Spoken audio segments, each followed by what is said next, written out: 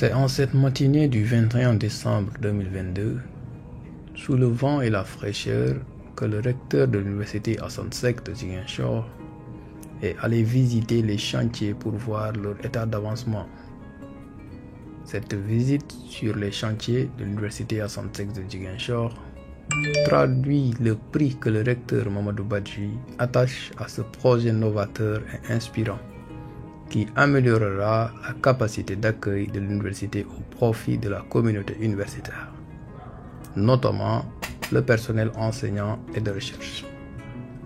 Ce projet de construction de nouveaux bâtiments dont l'UFR Sciences économiques et sociales et l'UFR Sciences et technologies vont offrir des espaces de travail modernes et fonctionnels. Là, c'est le bâtiment pédagogique de l'UFR. Une grande salle de conférence. Ici, le 46 bureaux. Ah oui, ça. Et une grande salle de conférence. Ici, les travaux sont pratiquement terminés. Oui. Il reste quelques révisions de la plomberie. Et ça doit prendre combien de temps de la révision? Très peu de temps, même quelques jours pour en terminer. Les plombiers sont au niveau des salles pédagogiques. Ah oui, d'accord. Et le nettoyage, ils sont bien nettoyés. Alors, est-ce que le principe de l'encadrement, vous allez peut-être de prolonger le temps, parce que ça ferait plus de bureaux? Effectivement. Comme le système américain. C'est-à-dire non pas carrément, mais faire des baies vitrées. Oui, c'est ça, à l'intérieur. Les baies vitrées qui ne vont pas toucher. Voilà, ça fait une séparation. Ça permet de loger tout le monde.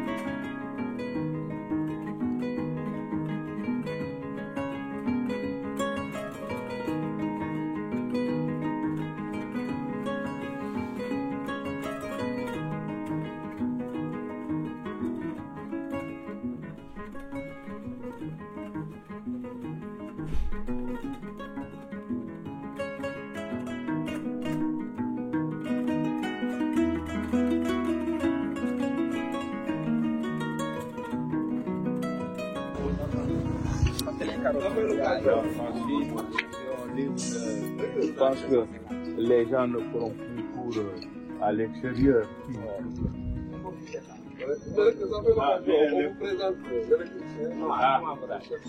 Comment ça va? Ça marche, monsieur Brégo? Ah, ça va bien. Il est resté que le câblage.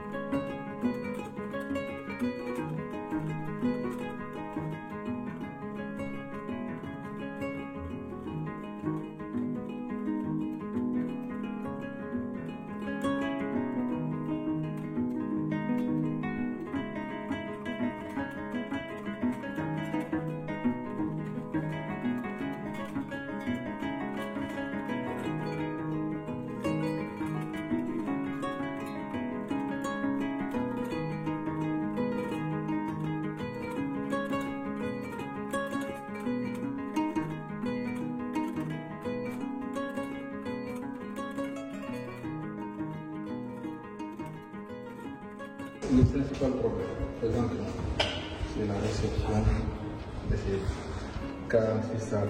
C'est les 46 bureaux. Ça, il faut vraiment le faire. Parce que ça tarde. C'est ça. Et on patiente. Moi, je suis à ma 6e, je vais tendre vers ma 7e année sans bureau. J'ai des ouvrages, ça va rester se gâter. L'eau va partir à Dakar. C'est compliqué. Les gens ont beaucoup patienté. Donc, on sont là-bas de 10 ans. On va le bureau. Et il y a une petite chose qui reste. Dans la semaine là, ils doivent envoyer l'équipe. Ils vont démarrer. C'est des raccordements. Du temps. Ça ne va pas prendre de temps. Donc, du coup, dès qu'ils terminent, on pourra programmer la réception. Tout ce qui est travaux, c'est fini. C'est ce que je dis. Les raccordements en bas, pour rez-de-chaussée, nettoyer d'abord, puis le nettoyage.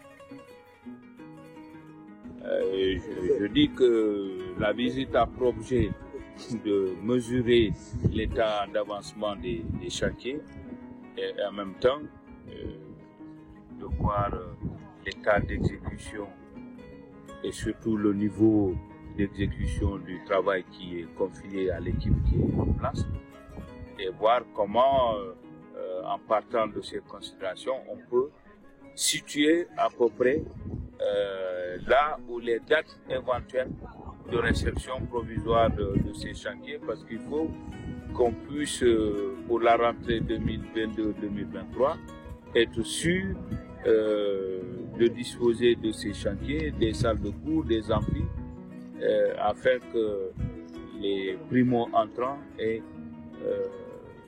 des conditions de travail plus appropriées. Après cette visite, quelle est votre impression sur l'avancement des chantiers? Non, les chantiers avancent parce que moi je pense que tous les 2 mois à peu près, je fais une visite. Ce n'est pas une visite inopinée, hein, c'est une visite, pour moi une visite de travail, pour voir ce qui est en train de se faire et comment ça avance. Alors, ça avance bien, même si j'aurais souhaité que le rythme soit plus soutenu. C'est ce que je dis, il faut que le rythme soit plus soutenu, parce que plus le rythme est lent, plus ça va tirer en longueur et plus les chantiers vont coûter cher. Donc je pense qu'il vaut mieux vraiment que on puisse le savoir. Et puis je remercie tous ceux qui concourent à l'exécution de ces travaux et puis féliciter les pouvoirs publics qui ont mis les moyens pour qu'on puisse véritablement disposer de telles infrastructures et souhaiter que d'ici fin janvier, et je le répète, on puisse disposer de ces chantiers, faire la répartition des amphithéâtres, des blocs, parce qu'on a des blocs de bâtiments qui sont destinés à des EFR. Quand je dis bloc, il y a à la fois des salles de cours, des salles de travaux dirigés, des amphithéâtres, des bureaux. Et donc tout cela, si ça se fait dans le délai que j'ai indiqué, ça permet de libérer les anciens blocs qu'ils occupaient et permettre que tous les enseignants, en tout cas, moi, quand je dis tous les enseignants, je pense en particulier à ceux qui viennent d'arriver, dont la carrière ne fait que commencer, de disposer de bureaux. Même si il est souvent dit et répété que l'enseignant fait 70% de son travail à domicile, il n'en reste pas moins que ceux qui viennent d'arriver, qui n'ont pas encore peut-être de maison à eux, puissent disposer de bureaux, parce que c'est au niveau des bureaux qu'ils peuvent accueillir les étudiants, qu'ils peuvent les accompagner, mais c'est là aussi qu'ils peuvent préparer leur enseignement, préparer leurs travaux dirigés qu'ils doivent dispenser aux étudiants. Donc, pour toutes ces raisons, vraiment tout en me félicitant de l'état d'avancement, je suis impatient de voir la réception provisoire des chantiers se faire dans les meilleurs délais.